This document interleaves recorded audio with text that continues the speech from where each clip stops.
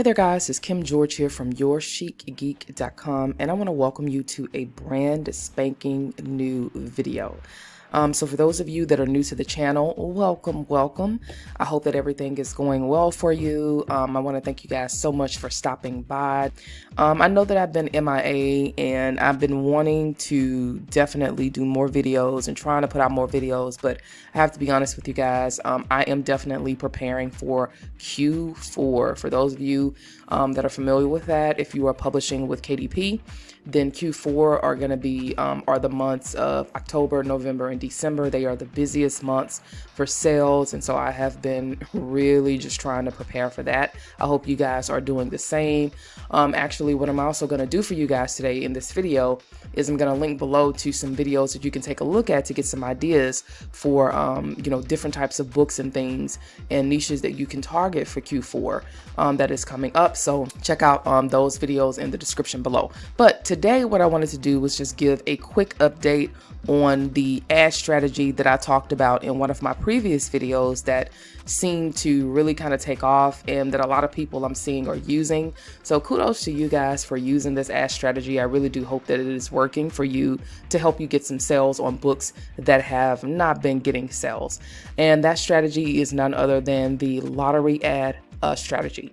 So the lottery ad strategy, guys, is basically where you take a whole bunch of books that you have out there and you put them into one big auto ad campaign. You set a really low budget if that's what you want to do, and then essentially Amazon just goes out, of course, and finds the different keywords and stuff that are related to that book that will hopefully get you sales. Now, the first month that I tried this, I think that I had a pretty good ACoS. My ACoS was, I think, around 20% or 20 something percent. It was really, really low. And so I did really, really well. Well, in the month of July, it didn't go so well. I was still profitable on the ad, but I just want to kind of talk to you guys about some of my observations and some of the things that I noticed and some of the things that you definitely will have to do if you're planning to run this type of ad. So let's go ahead and dive off into this video. All right, so we're on the back end of my Amazon ads account. As you can see, this is the these are the sales and things that I did for last month, which my ACoS actually was still pretty good. Even though the ACoS right here at the top is showing for 28%. To be honest with you guys, a lot of the books that I create are more higher priced. So my ACoS can stand that. It can, it can take it, and I'm still profitable with a lot of the books that I publish. So, but what I'm interested in, what I'm going to be taking a deeper dive and looking at is going to be my lottery ad campaign, which you can see here. I have a budget set for $5 a day.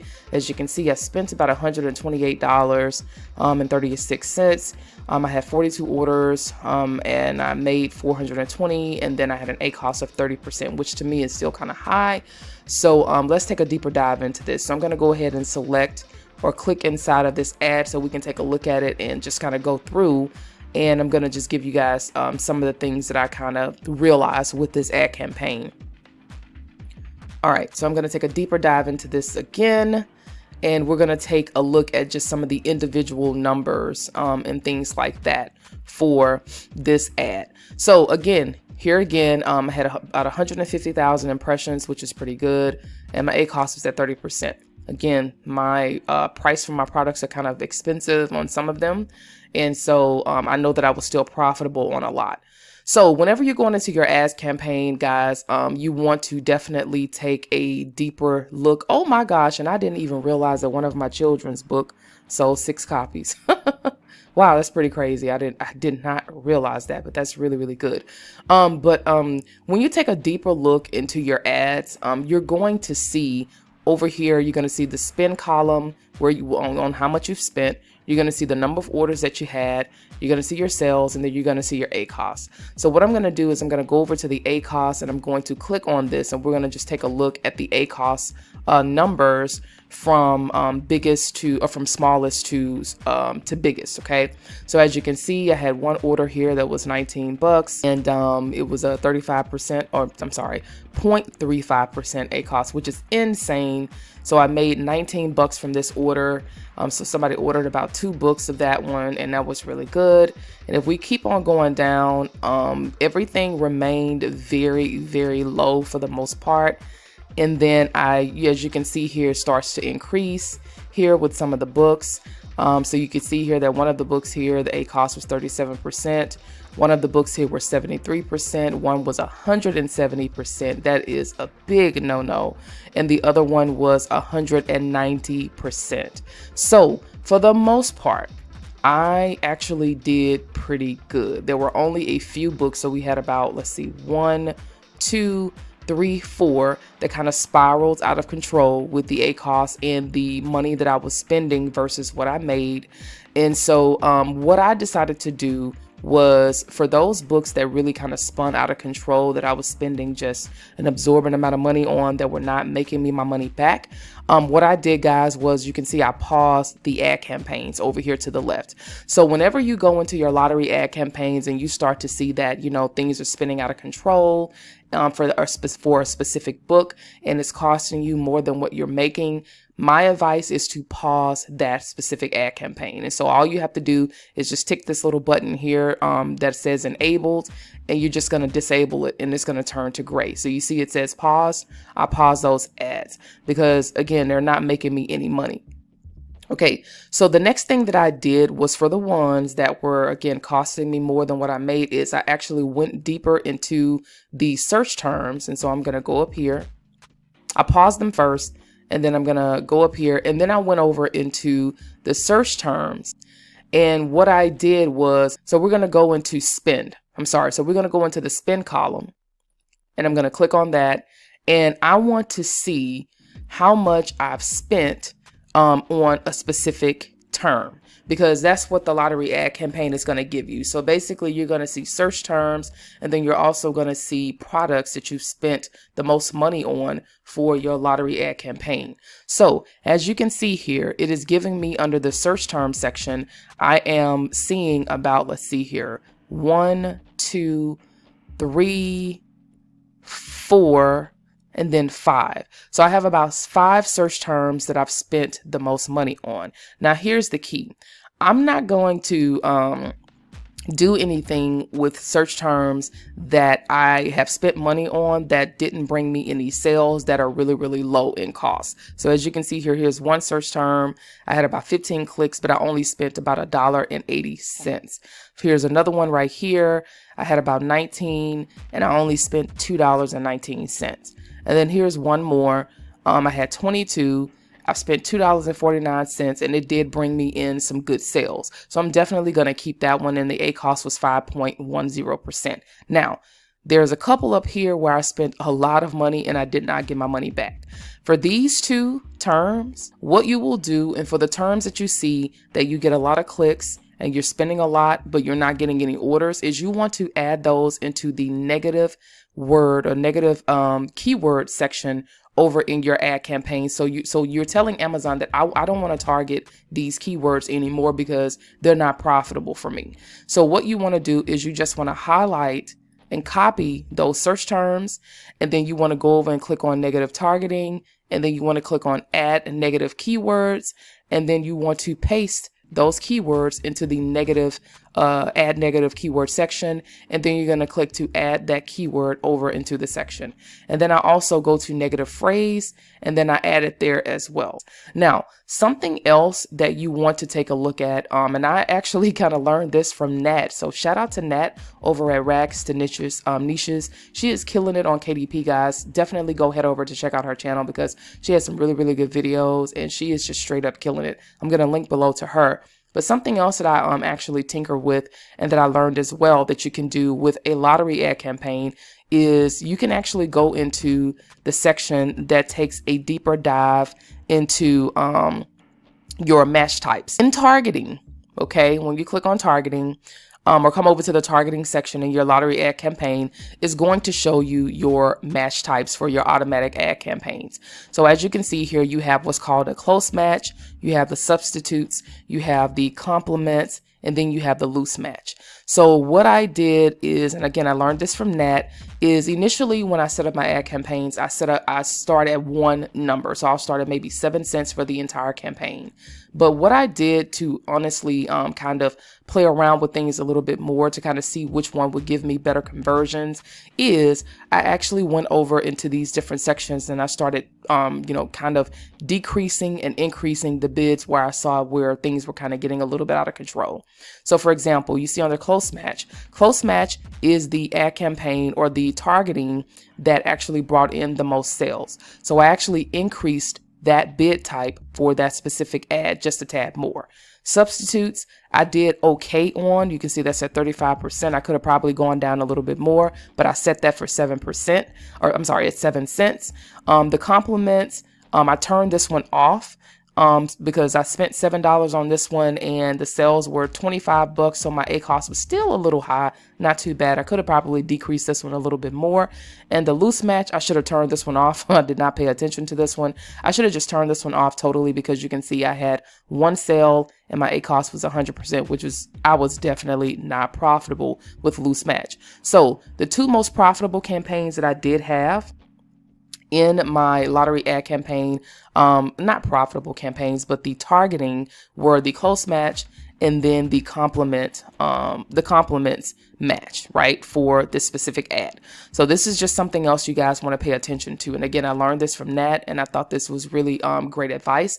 So you definitely want to pay attention to the match types when you're running your lottery ads as well. And again, to get to that, you're just going to go inside of your lottery ad campaign. You're going to click on targeting and then you're going to come down and it's going to show you your different match types. So I'm going to just scroll over right here, which my computer is just not working with me this morning. But you're going to just scroll over and then you're going to start looking into the 4 different match types. So again, close match, substitutes, complements, and then loose match. And then you're going to go over to your bids and you're going to take a look at those. And then you're going to go over to your spend.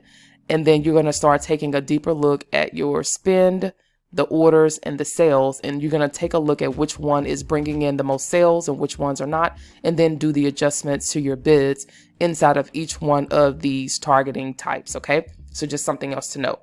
Now, I did want to share some tips for you guys on some things that you definitely want to do with your ad campaigns for the lottery ads. Okay, so tip number 1 as far as optimization is you want to definitely make sure you monitor your lottery ad campaigns very closely, because these can really start to spiral out of control. Since there's so many books that are thrown into this kind of ad campaign, you definitely want to monitor them very closely. You want to go in, you want to do optimizations. I'll say I check my ad campaigns probably every 2 to 3 days. It's just me. Some people probably don't do that, but I check every 2 to 3 days just to kind of see how things are going. And when I notice that something is not performing well, or if I have a product that is taking up too much money and it's not very profitable, I will go ahead and pause that specific product and put it into its own manual campaign. Okay, so that's number 1. Number 2 is to add underperforming keywords to the negative keywords list. So you guys just saw me go through and do that. If you see something that is not performing well, or a keyword that is not performing well and it's taking a lot of your money and it's not leading to conversions and sales, add those specific keywords to the negative performing or the negative targeting section. And then number 3 is to take keywords and search terms that perform well and consider putting them into a manual campaign, because like I said, I've noticed that words that did perform well but that for some reason didn't convert, I will put them into its own manual campaign and put words that are closely associated with that keyword over into a manual campaign. So for those of you guys that are not familiar with a manual campaign, it basically is just a campaign that you set up in Amazon where you add a list of keywords that you want to manually target. So those are just some of my observations. I will definitely continue to use the lottery ad campaign strategy, because again, it is giving some life and breathing some life into books that were never selling in the first place. So I'm definitely going to continue to use it. The only thing I will say for you guys that are using the ad campaign is to definitely proceed with caution when you're using this campaign type. One last thing that I wanted to share with you guys. This is a bonus tip, and this is a bonus graphic that I think we all should probably print out or put somewhere that you can refer to very quickly. And this comes from none other than Dave Chesson over at the Kindlepreneur. I have a lot of people that are contacting me, asking me, "Hey Kim, I'm getting hardly any impressions to my ad, or I'm getting hardly any clicks," and things like that. This is the kind of graph that I like to use, guys, whenever I am troubleshooting or optimizing ads and trying to figure out what's going on with my ads. And this is from, again, Dave Chesson at the Kindlepreneur.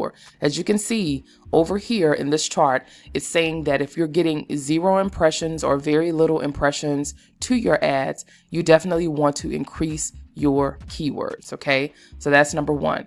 If you're getting some impressions but hardly any clicks, and I can tell you that this is true, he says that you want to take a deeper look at your book cover, and then you also want to make sure that your blurb fits your keyword. So he's saying that basically the blurb that you put over on Amazon for your book to kind of describe the book, you want to make sure that that has more keywords in the blurb, and in that basically your little mini sales page. You want to make sure you have a lot of keywords in that sales page. And then also he says that if you're getting some good impressions and you're also getting clicks but hardly any sales, is you want to take a deeper look at your book's description. So this is what I kind of follow, and this definitely works, because I can tell you guys, one of the books that I had that was hardly getting any clicks to it, I worked really hard on the book. For some reason, it just was not working. I actually went over and I did take a look at the cover, and I tweaked the cover, and the click-through rate went up immediately. So definitely take this, print this out. I'm going to link to this, and definitely take a look at this article with Dave Chesson, because he is giving a lot of great tips in here on things that you can do if you're having issues with running ads that are not converting for you. So I hope that you guys enjoy this video today. I know I talk quite a bit, and if I'm talking pretty fast, forgive me. Just go back, rewind the video, and take a look at it again. But I hope that this was helpful to you in helping to understand how to optimize your lottery ads. I love to know what you think about the video, and please be sure to like, share, subscribe, all of that good stuff. And you guys stay safe out there, and I hope that you guys have a great day. Okay, cheers.